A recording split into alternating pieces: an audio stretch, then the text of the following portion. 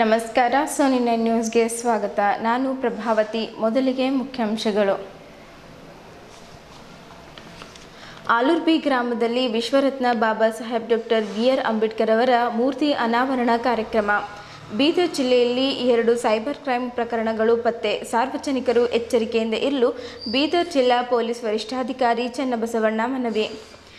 SP Rajashekhar ಅವರಿಗೆ MLC ಮಾಡಲು ಮುಖ್ಯಮಂತ್ರಿಗಳಿಗೆ ಹೈದರಾಬಾದ್ ಕರ್ನಾಟಕದ ರಕ್ಷಣಾ ವೇದಿಕೆಯ ಜಿಲ್ಲಾಧ್ಯಕ್ಷರಾದ ಇ. ಕುಮಾರ್ ಅವರು ವಿನಂತಿಸಿಕೊಂಡಿದ್ದಾರೆ. ಜೂನ್ 3ರಂದು ಕಲ್ಯಾಣ ಕರ್ನಾಟಕದ ವ್ಯಾಪ್ತಿಗೆ ಬರುವ 8 ಜಿಲ್ಲೆಗಳಲ್ಲಿ ಕೆಲಸವನ್ನು ನಿಲ್ಲಿಸಿ ಗುಲ್ಬರ್ಗ ಚಲೋ. ಬೀದರ್ನ ಜೆಸ್ಕಾಂ ಕೇಂದ್ರ ಕಚೇರಿಯಲ್ಲಿ ಅಗ್ನಿ ಅವಘಡ, ಅಪಾರ ಹಾನಿ. ಪ್ರಜ್ವಲ್ ರೇವಣ್ಣರವರನ್ನು ಬಂಧಿಸಲು ಆಗ್ರಹಿಸಿ ಮೇ 30ರಂದು ಕರ್ನಾಟಕ ರಾಜ್ಯ ಜನಪರ ಚಳುವಳಿಗಳ ಒಕ್ಕೂಟದಿಂದ ಹಾಸನದಲ್ಲಿ ಬೃಹತ್ ಪ್ರತಿಭಟನಾ ಮೆರವಣಿಗೆ. ಅಖಿಲ ಕರ್ನಾಟಕ ವಿಶ್ವಕರ್ಮ ಮಹಾಸಭಾ ಹುಮ್ನಾಬಾದ್ ಘಟಕದ ಪದಾಧಿಕಾರಿಗಳ ಆಯ್ಕೆ. ಸುದ್ದಿಯ ವಿವರಗಳು. ಬೀದರ್ ಜಿಲ್ಲೆಯ ಔರಾದ್ ತಾಲೂಕಿನ ಆಲೂರ್ಬಿ ಗ್ರಾಮದಲ್ಲಿ ಜೈ ಭೀಮ್ ನವ ಯುವಕರ ಸಂಘದ ವತಿಯಿಂದ ಆಯೋಜಿಸಿದ ಕಾರ್ಯಕ್ರಮದಲ್ಲಿ ವಿಶ್ವರತ್ನ, ವಿಶ್ವಜ್ಞಾನಿ, ಸಂವಿಧಾನ ಶಿಲ್ಪಿ, ಭಾರತ ರತ್ನ ಬಾಬಾ ಸಾಹೇಬ್ ಡಾಕ್ಟರ್ ಬಿ.ಆರ್. ಅಂಬೇಡ್ಕರ್ ಅವರ ಮೂರ್ತಿಯನ್ನು ಬೀದರ್ ಜಿಲ್ಲಾಡಳಿತ ಸಂಘರ್ಷ ಸಮಿತಿಯ ಸಂಚಾಲಕರಾದ ಬಾಬು ಪಾಸ್ವಾನ್ ಅವರು ಅನಾವರಣಗೊಳಿಸಿದ್ದರು. ಅಂದೂರಿನ ಬಂತೆ ದಮ್ಮಾನಂದ ಅವರು ಬೌದ್ಧ ಧರ್ಮದ ವಿಧಿವಿಧಾನದ ಮೂಲಕ ಪ್ರತಿಮೆಯ ಅನಾವರಣವನ್ನು ನೆರವೇರಿಸಿದರು. ಔರಾದ್ ತಾಲೂಕಿನ ಆಲೂರ್ಬಿ ಗ್ರಾಮದಲ್ಲಿ ಭಾನುವಾರ ಡಾಕ್ಟರ್ ಬಿ.ಆರ್. ಅಂಬೇಡ್ಕರ್ ಅವರ ಪ್ರತಿಮೆ ಅನಾವರಣ ಮಾಡಲಾಯಿತು. ಅಂಡೂರಿನ ಬಂತೆ ದಮ್ಮಾನಂದ ಅವರು ಬೌದ್ಧ ಧರ್ಮದ ವಿಧಿವಿಧಾನದ ಮೂಲಕ ಪ್ರತಿಮೆಯು ಅನಾವರಣವನ್ನು ನೆರವೇರಿಸಿದ್ದರು. ಪ್ರಾಧ್ಯಾಪಕ ಶಿವಶರಣಪ್ಪ ಪಾಟೀಲ್ ಮಾತನಾಡಿ, ಡಾಕ್ಟರ್ ಅಂಬೇಡ್ಕರ್ ರವರು ಭಾರತದ ದೊಡ್ಡ ಶಕ್ತಿ, ಸಂವಿಧಾನ ರಚಿಸುವ ಮೂಲಕ ಜಗತ್ತಿಗೆ ಆದರ್ಶ ಸಂದೇಶ ನೀಡಿದ್ದರು. ಪ್ರತಿಯೊಬ್ಬರೂ ಅಂಬೇಡ್ಕರ್ ಅವರ ವಿಚಾರ ತಿಳಿದುಕೊಳ್ಳಬೇಕು ಎಂದರು. ನಿವೃತ್ತ ಪ್ರಾಂಶುಪಾಲರಾದ ವಿಠಲ್ದಾಸ್ ಬ್ಯಾಗೆ ಅವರು ಮಾತನಾಡುತ್ತಾ, ಗ್ರಾಮ ಪಂಚಾಯಿತಿಯ ಅಧ್ಯಕ್ಷ ನಾಗಪ್ಪ ಮುಸ್ತಾಪುರ್ ಅಧ್ಯಕ್ಷತೆ ವಹಿಸಿದ್ದರು. ದಲಿತ ಸಂಘರ್ಷ ಸಮಿತಿ ಬಾಬುರಾವ್ ಪಾಸ್ವಾನ್ ಕಾರ್ಯಕ್ರಮ ಉದ್ಘಾಟಿಸಿದ್ದರು. ಅಕ್ಕ ಮಹಾದೇವಿ ಕಾಲೇಜಿನ ಪ್ರೊಫೆಸರ್ ಶಿವಶರಣಪ್ಪ ಹುಗ್ಗೆ ಪಾಟೀಲರು ಮಾತನಾಡುತ್ತಾ, ಮುತ್ತೆರ ಧೋತಿ ಜೋರಿಯಲ್ಲಿ ಬಂಗಾರ, ಹಣ ಇದ್ದಿರಬಹುದು. ನಮ್ಮ ಬಾಬಾ ಸಾಹೇಬ್ ಡಾಕ್ಟರ್ ಬಿ.ಆರ್. ಅಂಬೇಡ್ಕರ್ ಅವರ ಕೊಟ್ಟ ಸಂವಿಧಾನವಿದೆ ಎಂದು ಹೇಳಿದ್ದರು. ಸಂವಿಧಾನದ ಪ್ರತಿಯೊಬ್ಬರೂ ಶಿಕ್ಷಣ ಪಡೆದು ಸಂಘಟಿತರಾಗಿ ತಮ್ಮ ಹಕ್ಕುಗಳಿಗಾಗಿ ಹೋರಾಟ ಮಾಡಬೇಕು ಎಂದು ತಿಳಿಸಿಕೊಟ್ಟಿದ್ದಾರೆ ಎಂದು ಹೇಳಿದ್ದರು. ವಿಠಲ್ದಾಸ್ ಬ್ಯಾಗೆ ಅವರು ಮಾತನಾಡುತ್ತಾ, ಬಾಬಾ ಸಾಹೇಬ್ ಡಾಕ್ಟರ್ ಬಿ.ಆರ್. ಅಂಬೇಡ್ಕರ್ ಅವರ ವಿಚಾರಗಳು, ತತ್ವಗಳು ಪ್ರತಿಯೊಬ್ಬರ ಜೀವನದಲ್ಲಿ ಅಳವಡಿಸಿಕೊಳ್ಳಬೇಕೆಂದು ಹೇಳಿದ್ದರು. ಕಾರ್ಯಕ್ರಮದಲ್ಲಿ ಅಂದೂರಿನ ಪೂಜ್ಯೆ ಬಂತ ದಮ್ಮಾನಂದ ಮಹಾಥೇರೋ, ಮುಖಂಡ ವಿಶ್ವನಾಥ್ ದೀನೆ, ರಾಜಪ್ಪ ಗುನ್ನಳ್ಳಿಕರ್, ವನಿತಾ ಸಂತೋಷ್ ಜಾಧವ್, ನರಸಿಂಗರಾವ್ ಪಾಟೀಲ್, ಶರಣಪ್ಪ ಕಾಂಬ್ಳೆ, ಮಾರುತಿ ಕಾಂಬ್ಳೆ, ಶ್ರಾವಣ್ ಭದ್ರೆ, ಸುಧೀರ್ ಕುಮಾರ್ ಕಾಂಬ್ಳೆ, ಧನ್ರಾಜ್ ಮುಸ್ತಾಪುರ್, ಸಂದೀಪ್ ಕಾಂಟೆ, ಸತೀಶ್ ವಗ್ಗೆ, ಸತೀಶ್ ಸಕ್ಪಾಲ್, ತುಕಾರಾಮ್ ಹಾಸ್ಮುಖಿ, ಗೌತಮ್ ಮೈತ್ರೆ, ರಾಜ್ಕುಮಾರ್ ಸೇರಿಕರ್, ರಮೇಶ್ ಪಾಸ್ವಾನ್ ಸೇರಿದಂತೆ ಸುತ್ತಲಿನ ಗ್ರಾಮಗಳ ಅಂಬೇಡ್ಕರ್ ಅನುಯಾಯಿಗಳು ಪಾಲ್ಗೊಂಡಿದ್ದರು.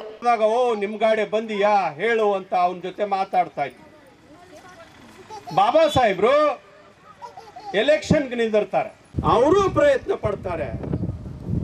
ನಮ್ಮ ತುಕ್ಯ, ನಮ್ಮ ರಾಮ್ಯ, ನಮ್ಮ ಧೋಂಡ್ಯ ಇವನು IAS ಆಫೀಸರ್ ಆಗಿದಾನಂದ್ರೆ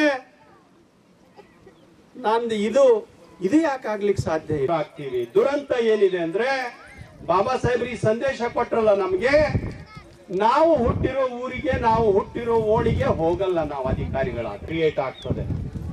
ಅವರು ಜಾತ್ರೆಯಲ್ಲಿ ಬಂದು ಬಾಬಾ ಸಾಹೇಬ್ರ ಜಯಂತಿಯಲ್ಲಿ ಅವರು ಕುಣಿಯಲ್ಲ. ಅವ್ರ ಮಕ್ಕಳು ಅವ್ರು ದೊಡ್ಡ ದೊಡ್ಡ ಶಾಲೆಗಳಲ್ಲಿ ಹಾಕ್ತಾರೆ, ಅವ್ರ ಮಕ್ಕಳನ್ನ ಆಫೀಸರ್ ಮಾಡ್ಬೇಕಂತಾರೆ. ನಾನು ಹಾಗೆ ನನ್ನ ಉಳಿದ ಸಮಾಜ ಆಗಬೇಕು ಅಂತಕ್ಕಂಥ ಬಾಬಾ ಸಾಹೇಬ್ರ ಸಂದೇಶ ನಾವು ಅರ್ಥ ಮಾಡ್ಕೊಂಡಿಲ್ಲ. ಅದಕ್ಕೆ ಬಾಬಾ ಸಾಹೇಬ್ರು ಹೇಳಿದ್ರು, ಪಡೆ ಲಿಖೆ ಲೋಗೋ ನೆ ಮುझे धोखा दिया.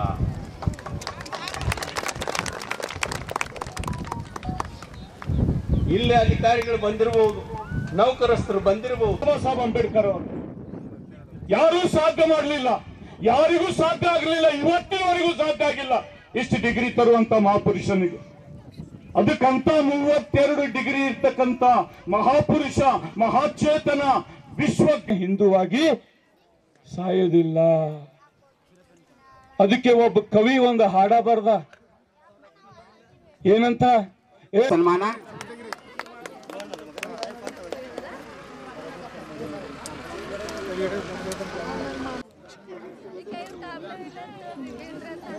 ದಯವಿಟ್ಟು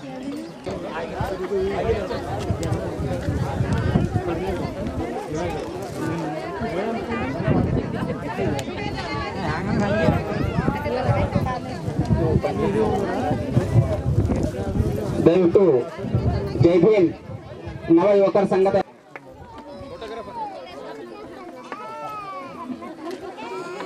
ಅದೇ ರೀತಿ ನಮ್ಮ ಚಿದ್ರಿ ಗ್ರಾಮದಿಂದ ಆಗಮಿಸಿರ್ತಕ್ಕಂತಹ ಎಲ್ಲ ಉಪಾಸಕರು ಕೂಡ ದಯವಿಟ್ಟು ಜಿತೇಂದ್ರ ಆಗಿರ್ಬೋದು, ರಾಜ್ಕುಮಾರ್ ಆಗಿರ್ಬೋದು,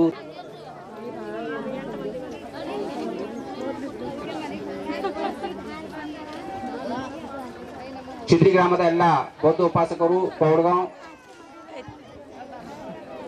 ಬೋರ್ಗಿ, ಅಲ್ಲಿಂದ ಮಹಿಳೆಯರು ಬಂದಿದ್ದಾರೆ, ಅವರು ಬರಬೇಕು. ಇವತ್ತು ಅವರು ಹೇಳಬೇಕಾದ್ರೆ ಹೇಳಿದ್ರು ಮೂರ್ತಿ ಅನಾವರಣದ ಬಗ್ಗೆ, ಮೂರ್ತಿಗಳ ಅವಶ್ಯಕತೆಗಳು ಏನು ಅಂತೇಳಿ.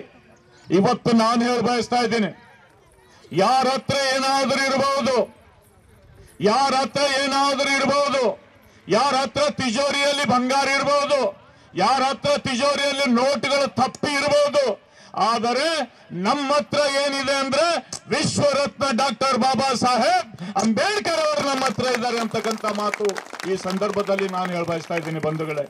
ಅದಕ್ಕೋಸ್ಕರ ಇವತ್ತು ಬಾಬಾ ಸಾಹೇಬ್ ಅಂಬೇಡ್ಕರ್ ಅವರು ನಿಮ್ಮೆಲ್ಲರಿಗೂ ಮಾಡಿಕೊಟ್ಟು ಹೋಗಿರ್ತಕ್ಕಂಥ ಇಡೀ ಭಾಗ್ಯದ ಬಾಗಿಲನ್ನು ತೆರೆದು ಕೊಟ್ಟಿರ್ತಕ್ಕಂಥ ಕೀರ್ತಿ ಅದು ಡಾಕ್ಟರ್ ಬಾಬಾ ಸಾಹೇಬ್ ಅಂಬೇಡ್ಕರ್ ಅವರಿಗೆ ಸಲ್ತದೆ ಅಂತಕ್ಕಂಥ ಮಾತು. 33 ಕೋಟಿ ದೇವತೆಗಳು ಈ ದೇಶದಲ್ಲಿದ್ದವು, ಕಂಡಲ್ಲಿ ಗುಡಿಗಳಿದ್ದವು. ಒಳಗಿಂದ ಎದ್ದು ಬಂದು ಯಾವ್ದಾರ ದೇವರು ಪೆನ್ಸಿಲ್ ತಗೋ, ನೋಟ್ಬುಕ್ ತಗೋ, ಈ ಬರೀ ಸಾಲಿಗೆ ಹೋಗೋ ಅಂತ ಹೇಳಿದ್ರೆ ಮಾತಾಡ್ರಿ. ನನ್ನ ಸಂಗಟ ಯಾರೂ ಹೇಳಿಲ್ಲ, ನಮಗೆ ಹೇಳಿದ್ದೆ ಒಬ್ಬರೇ, ಯಾರು? ಭೀಮ ಭಗವಾನ. ಅದ್ರ ಸಲಕ್ಕೆ ನಮಗೆ ಮೂರ್ತಿಗಳು ಇವತ್ತು ಬೇಕಾಗಿದೆ ಬಂಧುಗಳು. ಆ ಮೂರ್ತಿಗಳು ಇವತ್ತು ನಮಗೆ ಏನ್ ತೋರಿಸ್ತವೆ? ಬಾಬಾ ಸಾಹೇಬ್ರ ಮೂರ್ತಿ ಎಲ್ಲೇ ನೋಡಿದಾಗ ಒಬ್ಬ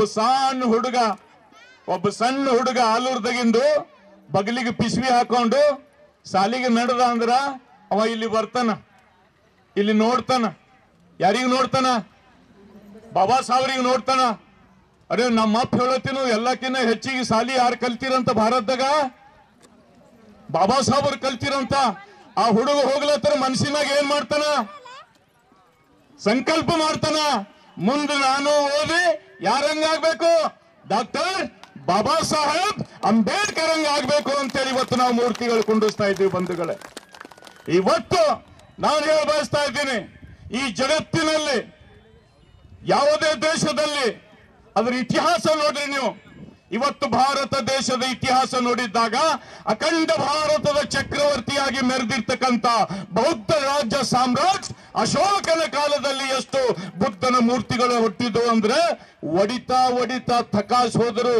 ಅವ್ರ ಬುಲ್ಡೋಜರ್ಗಳು ಥಕಾಸ್ ಹೋದರು, ಅವ್ರ LMGಗಳು ಥಕಾಸ್ ಹೋದವು. ಆದರೂ ಕೂಡ ಬುದ್ಧನ ಮೂರ್ತಿ ಇವತ್ತು ಎಲ್ಲೆಲ್ಲಿ ನೆಲದಲ್ಲಿ 1 ಇಂಚ್ ಅಗದರೂ ಕೂಡ ಯಾರ ಒಳಗಿಂದ ಬರ್ತಾ ಇದ್ದಾರ? ತಥಾಗತ ಗೌತಮ್ ಬುದ್ಧ ಈ ಭಾರತ ದೇಶದಿಂದ ಬರ್ತಾ ಇದ್ದಾನೆ ಬಂಧುಗಳೇ. ಎಷ್ಟು ಮೂರ್ತಿಗಳು ಸಾಮ್ರಾಟ್ ಅಶೋಕ್ ಕೆತ್ತಿಸಿ ಹೋದ, ಎಷ್ಟು ಮೂರ್ತಿಗಳು ಸಾಮ್ರಾಟ್ ಕನಿಷ್ಕ ಮಾಡಿಟ್ಟು ಹೋಗಿದ. ಮೂರ್ತಿ ಏನ್ ಹೇಳ್ತವ್ರಿ? ಬಾಬಾ ಸಾಹೇಬ್ರಿಗೆ ನೋಡಿದ ಕೂಡ್ಲೇನೆ ನಮಗೆ ಯಾರು ನೆನಪು ಬರ್ತಾರ? ಬಾಬಾ ಸಾಹೇಬ್ರಿಗೆ ನೋಡಿದ ಕೂಡಲೇ ನಮಗೆ ತಥಾಗತ ಗೌತಮ್ ಬುದ್ಧ ನೆನಪು ಬರ್ತಾನೆ. ಯಾರು ನೆನಪು ಬರ್ತಾರೆ? ತಥಾಗತ ಗೌತಮ್ ಬುದ್ಧ ನೆನಪು ಬರ್ತಾರೆ. ತಥಾಗತ ಗೌತಮ್ ಬುದ್ಧರಿಗೆ ನೋಡಿದ ಕೂಡಲೇ ನಮಗೆ ಏನ್ ನೆನಪಾಗ್ತದೆ? ಪಂಚಶೀಲ ತತ್ವಗಳು ನೆನಪಾಗ್ತವೆ ಬಂಧುಗಳೇ. ಇವತ್ತು ಪ್ಯಾಗೇನವರು ಇಲ್ಲಿವರೆಗೆ ಹೇಳಿದ್ದಾರೆ, ಈ ಭಾರತ ದೇಶಕ್ಕೆ ಅತ್ಯುನ್ನತವಾಗಿರ್ತಕ್ಕಂಥ ಮಹದುಪಕಾರವನ್ನು ಯಾರೇ ಮಾಡಿದ್ದಾದಲ್ಲಿ ಅದು ಡಾಕ್ಟರ್ ಬಾಬಾ ಸಾಹೇಬ್ ಅಂಬೇಡ್ಕರ್ ಅವರು ಮಾಡಿದ್ದಾರೆ ಅಂತಕ್ಕಂಥ. ಬಾಬಾ ಸಾಹೇಬರ ಹೋರಾಟದ ಫಲವಾಗಿ ಬಾಬಾ ಸಾಹೇಬರು ಸಂವಿಧಾನ ಬರೆದಿರೋ ಕಾರಣಕ್ಕಾಗಿ ಅದರಿಂದ ನಮಗೆ ರಿಸರ್ವೇಶನ್ ಸಿಕ್ತು. ಆ ರಿಸರ್ವೇಶನ್ ಕಾರಣದಿಂದ ನಾವು ಶಾಲೆಗೆ ಹೋಗುವಂತಾಯಿತು, ನೌಕರಿಗಳನ್ನು ಪಡೆಯುವಂತಾಯಿತು. ZP TP ಎಲ್ಲ ಏನಂತೀವಿ ನಾವು GP ಹಿಡ್ಕೊಂಡು ಪಾರ್ಲಿಮೆಂಟ್ ವರೆಗೆ ಸದಸ್ಯರಾಗೋದಕ್ಕೂ ಸಂವಿಧಾನವೇ ಕಾರಣ ಆಯಿತು. ಈ ಅವಕಾಶವನ್ನ ಪಡೆದುಕೊಂಡು ಆ ದಿನಗಳಲ್ಲಿ ಬಾಬಾ ಸಾಹೇಬರು ಮಂತ್ರಿಗಳಾಗಿರೋ ದಿನದಲ್ಲಿ ಒಬ್ಬನು IAS ಆಫೀಸರ್ ಆಗ್ತಾನೆ ದೆಹಲಿಯಲ್ಲಿ. ಯಾರು? ಈ ಸಮಾಜದ ವ್ಯಕ್ತಿ. ಬಾಬಾ ಸಾಹೇಬರಿಗೆ ಆ ವಿಚಾರ ಗೊತ್ತಾಗ್ತದೆ. ನಮ್ಮ ಸಮಾಜದ ಒಬ್ಬ ವ್ಯಕ್ತಿ ದೊಡ್ಡ ಅಧಿಕಾರಿಯಾಗಿದ್ದಾನೆ, IAS ಆಫೀಸರ್ ಆಗಿದ್ದಾನೆ, ಅವನಿಗೆ ಭೇಟಿ ಆಗಬೇಕು ಅಂತ ತಮ್ಮ ಸೆಕ್ರೆಟರಿ ಮುಖಾಂತರ ಸಂದೇಶವನ್ನ ಕಳಿಸ್ತಾರೆ. ಆ ವ್ಯಕ್ತಿಗೆ ಗೊತ್ತಾಗ್ತದೆ ಅಂಬೇಡ್ಕರ್ ಅವರು ನನಗೆ ಭೇಟಿ ಆಗ್ಲಿಕ್ಕೆ ಕರೆ ಕಳಿಸಿದ್ದಾರೆ ಅಂತ ಹೇಳಿ.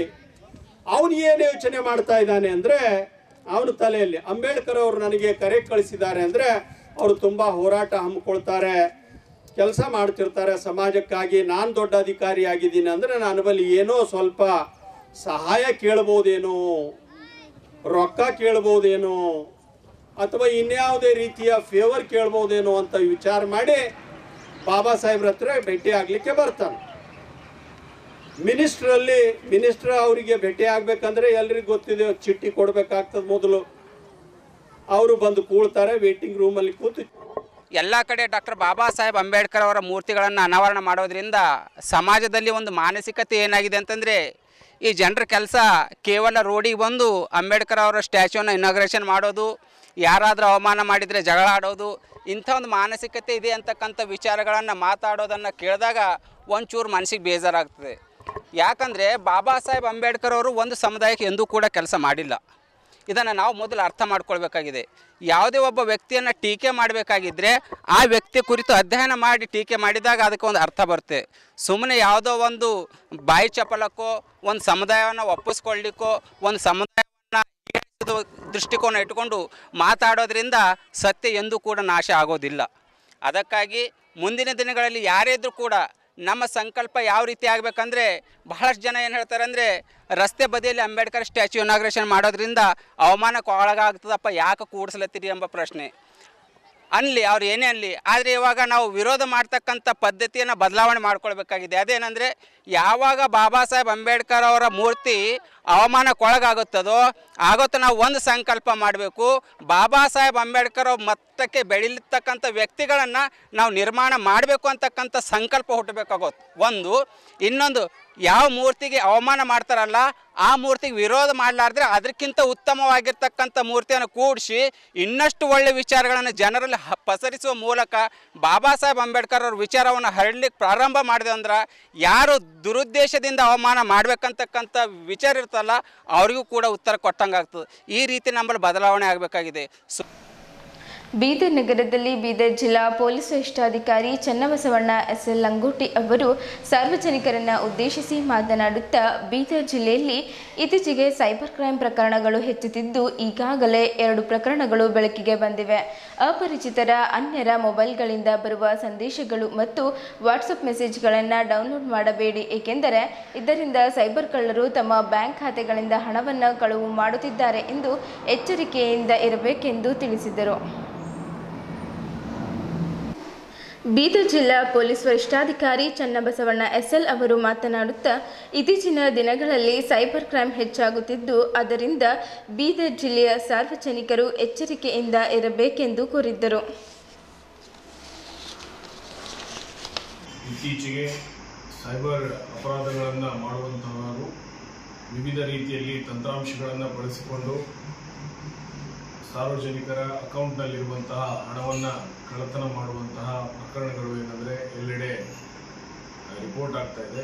ಅದರಲ್ಲಿ ವಿಶೇಷವಾಗಿ ಆಂಡ್ರಾಯ್ಡ್ ಅಪ್ಲಿಕೇಶನ್ ಏನಂದರೆ ಫೈಲ್ಗಳನ್ನು ಕಳಿಸ್ತಾರೆ, APK ಫೈಲ್ ಅಂತ ಇರ್ತದೆ, ಅದು ತಮ್ಮ ವಾಟ್ಸಪ್ಗಳಲ್ಲಿ ಬರ್ತದೆ. ಅದು ಅಧಿಕೃತವಾಗಿ ಯಾವುದೇ ಒಂದು ಬ್ಯಾಂಕ್ನ ಮುದ್ರೆಯಲ್ಲಿ ಇರೋ ಥರ ನಮಗೆ ಏನಂದರೆ ಕಂಡು ಬರ್ತದೆ. ಆದರೆ ಇದು ಕೂಡ ಏನಂದರೆ ಒಂದು ಫ್ರಾಡ್ ಆಗಿರ್ತದೆ. ಇದನ್ನು ನೀವು ಓಪನ್ ಮಾಡಿದಾಗ ಕೂಡಲೇ ನಿಮಗೆ OTP ಬರದೇ ಇದ್ದರೂ ಕೂಡ ತಮ್ಮ ಏನಂತಾರೆ ಬ್ಯಾಂಕ್ನ ವಿವರಗಳನ್ನು ಅವರು ಪಡೆದು ಬಿಟ್ಟು ಅದರಲ್ಲಿ ತಮ್ಮ ಬ್ಯಾಂಕ್ನಲ್ಲಿರೋ ಹಣವನ್ನು ವರ್ಗಾವಣೆ ಮಾಡಿಕೊಳ್ಳುವಂತಹ ಇದೊಂದು ಸೈಬರ್ ಅಪರಾಧ ಆಗಿರ್ತದೆ. ಆದ್ದರಿಂದ ತಮಗೆ ಬರುವಂತಹ ಯಾವುದೇ ಈ ತರಹದ ಮೆಸೇಜ್ಗಳನ್ನು ತಾವು ಓಪನ್ ಮಾಡಬಾರ್ದು ಮತ್ತು ಡೌನ್ಲೋಡ್ ಮಾಡಬಾರ್ದು. ಜೊತೆಗೆ ರಾಷ್ಟ್ರೀಯ ಬ್ಯಾಂಕ್ಗಳಾಗಲಿ ಯಾವುದೇ ಬ್ಯಾಂಕ್ಗಳಾಗಲಿ ತಮ್ಮ ಖಾತೆಯಲ್ಲಿ ಜಮಾವಣೆ ಅಥವಾ ಖರ್ಚಾದ ಹಣದ ಬಗ್ಗೆ ಮಾತ್ರ ಏನಂದರೆ ಅವರ ಸಂದೇಶದ ಮಾಹಿತಿಯನ್ನು ಕಳಿಸ್ತಾರೆ ಹೊರತು ಯಾವುದೇ ರೀತಿಯಾದಂತಹ ಬೇರೆ ಮೆಸೇಜ್ಗಳನ್ನು ತಮಗೆ ಕಳಿಸೋದಿಲ್ಲ.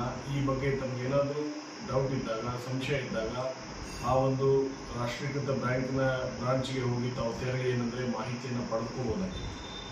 ಜೊತೆಗೆ ಈ ತರಹದ ಅಪರಾಧಗಳ ತಾವು ವಿಕ್ಟಿಮ್ ಆದಂತಹ ಸಂದರ್ಭದಲ್ಲಿ ಕೂಡಲೇ 1930ಗೆ ತಾವು ಕಾಲ್ ಮಾಡಿ ಈ ಬಗ್ಗೆ ದೂರು ದಾಖಲಿಸಿದರೆ ಆ ಒಂದು ಏನು ಅಕೌಂಟ್ಗಳಿಂದ ಆಗಿರುತ್ತದೆ ಅದನ್ನು ಕೂಡಲೇ ಫ್ರೀಸ್ ಮಾಡಿ ಮುಂದಿನ ತನಿಖೆ ಮಾಡಲಿಕ್ಕೆ ಸಹಾಯ ಆಗ್ತದೆ.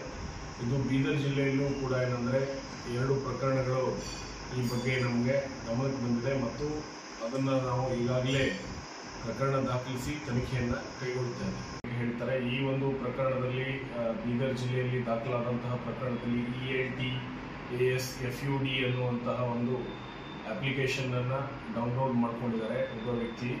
ಆಮೇಲೆ ಅಲ್ಲಿಗೆ ಅವರು ತಮ್ಮ ಅಕೌಂಟನ್ನು ಅದಕ್ಕೆ ಲಿಂಕ್ ಮಾಡಿ ಆ ಅಕೌಂಟ್ ಮುಖಾಂತರ ಏನಂದರೆ ಹಣವನ್ನು ಇನ್ವೆಸ್ಟ್ ಮಾಡಿದರು. ಸೊ ಮೊದಲು ಅವರು ಇನ್ವೆಸ್ಟ್ ಮಾಡಿದಾಗ ಹೆಚ್ಚಿನ ಒಂದು ಲಾಭ ಬಂದ ಹಿನ್ನೆಲೆಯಲ್ಲಿ ಅವರು ಅದನ್ನು ಅಪ್ಲಿಕೇಶನ್ನಿಂದ ತಮ್ಮ ಅಕೌಂಟಿಗೆ ಕೂಡ ಹಣವನ್ನು ವರ್ಗಾವಣೆ ಮಾಡಿಕೊಂಡು ಖಚಿತಪಡಿಸ್ಕೊಳ್ತಾರೆ. ಆದ್ದರಿಂದ ನಂಬಿಬಿಟ್ಟು ಮುಂದೆ ಹೆಚ್ಚಿನ ಸುಮಾರು 35 ಲಕ್ಷದಷ್ಟು ಹಣವನ್ನು ಅದರಲ್ಲಿ ಇನ್ವೆಸ್ಟ್ ಮಾಡ್ತಾರೆ. ನಂತರ ಅದರಿಂದ 1 ಕೋಟಿಯಷ್ಟು ಲಾಭ ಬಂದಿದೆ ಅಂತ ಹೇಳಿ ಇವರು ಅಪ್ಲಿಕೇಶನಲ್ಲಿ ನೋಡಿಬಿಟ್ಟು ಅದನ್ನು ತಮ್ಮ ಅಕೌಂಟಿಗೆ ವರ್ಗಾವಣೆ ಮಾಡುವ ಸಂದರ್ಭದಲ್ಲಿ ಗೊತ್ತಾಗ್ತದೆ ಇದು ಫ್ರಾಡ್ ಆಗಿದೆ. ಸೊ ಆದ್ದರಿಂದ ಈ ಥರದ ಆನ್ಲೈನ್ ಟ್ರೇಡಿಂಗ್ ಆ್ಯಪ್ಗಳನ್ನು ಕೂಡ ಸೃಷ್ಟಿ ಮಾಡಿ ಜನರು ಏನಂದರೆ ಇವತ್ತು ಮೋಸ ಹೋಗ್ತಾ ಇದ್ದಾರೆ. ಈ ಬಗ್ಗೆ ಎಚ್ಚರವಾಗಿರಬೇಕು. ಈ ಒಂದು ಪ್ರಕರಣದಲ್ಲಿ ಸುಮಾರು 47 ಲಕ್ಷದಷ್ಟು ಹಣವನ್ನು ಒಬ್ಬ ಫಿರ್ಯಾದಿಯವರು ಕಳೆದುಕೊಂಡಿದ್ದಾರೆ. ಈ ಬಗ್ಗೆ ಸೆನ್ ಬೀದರ್ ಪೊಲೀಸ್ ಠಾಣೆಯಲ್ಲಿ ಈಗಾಗಲೇ ಪ್ರಕರಣವನ್ನು ದಾಖಲಿಸಿಕೊಂಡು ನಾವು ತನಿಖೆ ಮಾಡ್ತಾ ಇದ್ದೀವಿ. ಸಾರ್ವಜನಿಕರು ಇಂತಹ ಯಾವುದೇ ರೀತಿಯಾದಂಥ ಆನ್ಲೈನ್ ಟ್ರೇಡಿಂಗ್ ಅಪ್ಲಿಕೇಶನ್ಗಳನ್ನು ಡೌನ್ಲೋಡ್ ಮಾಡುವುದಕ್ಕಿಂತ ಮುಂಚೆ ಬಹಳ ಎಚ್ಚರ ವಹಿಸಬೇಕು ಅಂತ ಹೇಳಿ ಇಲ್ಲಿ ತಮ್ಮಲ್ಲಿ ಕೇಳಿಕೊಳ್ತೇವೆ. ಬೀದರ್ ನಗರದ ಜಿಲ್ಲಾ ಪತ್ರಿಕಾ ಭವನದಲ್ಲಿ ಕರೆದ ಸುದ್ದಿಗೋಷ್ಠಿಯಲ್ಲಿ ಮಾತನಾಡಿದ Hyderabad Karnataka Christian development association ವಕ್ತಾರ ಇ ಕುಮಾರ್ ಅವರು SP ರಾಜಶೇಖರ್ ಅವರು ಕಳೆದ 4 ದಶಕಗಳಿಂದ ಕಾಂಗ್ರೆಸ್ ಪಕ್ಷದಲ್ಲಿ ದುಡಿಯುತ್ತಿರುವವರು. ಅವರ ಹಿರಿತನ ಹಾಗೂ ಅನುಭವ ಪರಿಗಣಿಸಿ ಅವರಿಗೆ MLC ಮಾಡುವ ಮೂಲಕ ಈ ಭಾಗಕ್ಕೆ ಮಾನ್ಯತೆ ನೀಡಬೇಕೆಂದು ಕುಮಾರ್ ಅವರು ಕೋರಿದ್ದರು. ಬೀದರ್ ಜಿಲ್ಲೆಯ ಕಾಂಗ್ರೆಸ್ನ ಹಿರಿಯ ಮುಖಂಡರಾದ SP ರಾಜಶೇಖರ್ ಅವರಿಗೆ ವಿಧಾನ ಪರಿಷತ್ ಸದಸ್ಯರನ್ನಾಗಿ ನೇಮಕ ಮಾಡುವಂತೆ ಆಗ್ರಹಿಸಿದ್ದರು.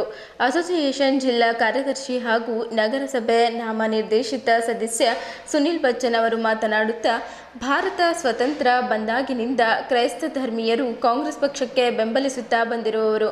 ಕಾಂಗ್ರೆಸ್ ಅಂದರೆ ಕ್ರಿಶ್ಚಿಯನ್, ಕ್ರಿಶ್ಚಿಯನ್ ಅಂದರೆ ಕಾಂಗ್ರೆಸ್, ಹೀಗೆ ಎರಡಕ್ಕೆ ಅವಿನಾಭಾವ ಸಂಬಂಧವಿದೆ. ಆದರೆ ಕಾಂಗ್ರೆಸ್ ಪಕ್ಷವು ಕಲ್ಯಾಣ ಕರ್ನಾಟಕ ಭಾಗದಲ್ಲಿ 10 ಲಕ್ಷ ಜನಸಂಖ್ಯೆ ಇರುವ ನಮ್ಮ ಸಮುದಾಯಕ್ಕೆ ಯಾವ ಪ್ರಾತಿನಿಧ್ಯ ನೀಡದೆ ಇರುವುದು ವಿಪರ್ಯಾಸ. ಹಾಗಾಗಿ ಜೂನ್ ತಿಂಗಳ 13ರಂದು ವಿಧಾನಸಭೆಯಿಂದ ವಿಧಾನ ಪರಿಷತ್ಗೆ ನಡೆಯಲಿರುವ MLC ಚುನಾವಣೆಯಲ್ಲಿ ಪಕ್ಷದ ನಿಷ್ಠೆಯುಳ್ಳ ಯುವ ನಾಯಕರಾದ SP ರಾಜಶೇಖರ್ ಅವರಿಗೆ ಮನ್ನಣೆ ನೀಡಬೇಕೆಂದು ಒತ್ತಾಯಿಸಿದ್ದರು. ಅಸೋಸಿಯೇಷನ್ ಜಿಲ್ಲಾಧ್ಯಕ್ಷ ಅನಿಲ್ ನಿಡೋದ ಅವರು ಮಾತನಾಡುತ್ತಾ, ಕಾಂಗ್ರೆಸ್ ಪಕ್ಷದ ನಿಷ್ಠುರ ಜನಾಂಗವೆಂದರೆ ನಾವು. ನಮ್ಮನ್ನ ಕಾಂಗ್ರೆಸ್ ನೇತೃತ್ವದ ಸಿದ್ದು ಸರ್ಕಾರ ಕಡೆಗಣಿಸಿ ಬೇರೆ ಜನಾಂಗದವರಿಗೆ ಮನ್ನಣೆ ನೀಡುತ್ತಿರುವುದು ದಯನೀಯ ಬೆಳವಣಿಗೆ. ಈಗಲೂ ಕಾಲ ಮಿಂಚಿಲ್ಲ. ರಾಜಶೇಖರ್ ಅವರಿಗೆ MLC ಮಾಡುವ ಮೂಲಕ ನಮ್ಮ ಮುನಿಸು ಶಮನಗೊಳಿಸಿ, ಇಲ್ಲ ಅಂದರೆ ಕಾಂಗ್ರೆಸ್ ಪಕ್ಷ ಸಮಾಜದ ಕಂಗೆಣ್ಣಿಗೆ ಗುರಿಯಾಗಬೇಕಾಗುತ್ತಿದೆ. ಎಚ್ಚರವಿರಲಿ. ಸಮಾಜದ ಕೋಪಕ್ಕೆ ಗುರಿಯಾಗಬೇಡಿ. ರಾಜಶೇಖರ್ ಅವರಿಗೆ ಮನ್ನಣೆ ತೊರೆಯದಿದ್ದೀರಿ. ಮುಂಬರುವ ಜಿಲ್ಲಾ ಪಂಚಾಯಿತಿ ಹಾಗೂ ತಾಲೂಕಾ ಪಂಚಾಯಿತಿ ಚುನಾವಣೆಯಲ್ಲಿ ತಕ್ಕ ಪಾಠ ಕಲಿಸುವುದಾಗಿ ಎಚ್ಚರಿಕೆ ನೀಡಿದ್ದರು. ಈ ಪತ್ರಿಕಾಗೋಷ್ಠಿಯಲ್ಲಿ ಪತ್ರಕರ್ತ ಶರತ್ ಘಂಟೆ, ಸಮಾಜದ ಮುಖಂಡರಾದ ಸಾವನ್ಕೋಟೆ, ತ್ರಿಮೂರ್ತಿ, ಸೈಮನ್, ರಾಬರ್ಟ್ ಸೇರಿದಂತೆ ಇತರರು ಇದ್ದರು.